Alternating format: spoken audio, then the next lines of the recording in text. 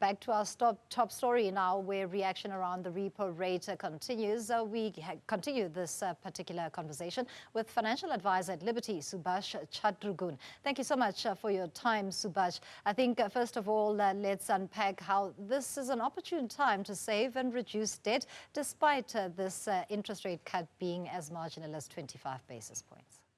Thank you. The rate cut will mean lower monthly expenses to consumers, increased spending capacity, as well as access to debt at lower costs. However, this is not a card to go about spending. Consumers need to realign themselves and take into consideration that they have overspent during the last few years, utilizing their savings and investments to keep households running. However, this is the time to recover from the most recent rate cut today. What's important and significant of this relief is on mortgage repayments. Talk to us about that. Yes, typically on a bond of R1 million over 20 years at the prime lending rate of 11.75%, the repayment would have been 10,830 rands per month. With the current rate cut of 25 basis points, that repayment drops to 10,664 rands per month. With that said, the savings of 166 rands per month, if you have to annualize it over the term of the bond, would equate to roughly 40,000 rands over the 20-year period. That's a significant saving of 4% on your original bond amount.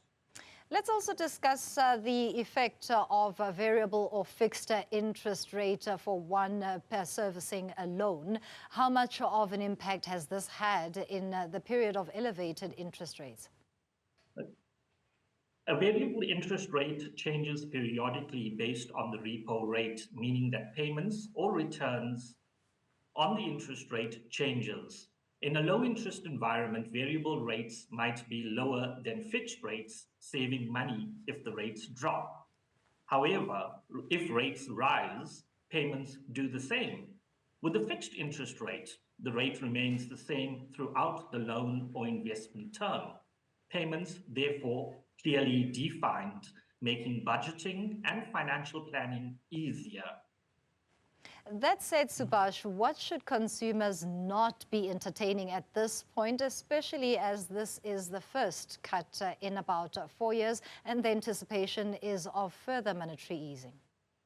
Whilst many consumers are ecstatic on the rate cut announced today, there is no guarantee that the interest rate cycle will continue decreasing.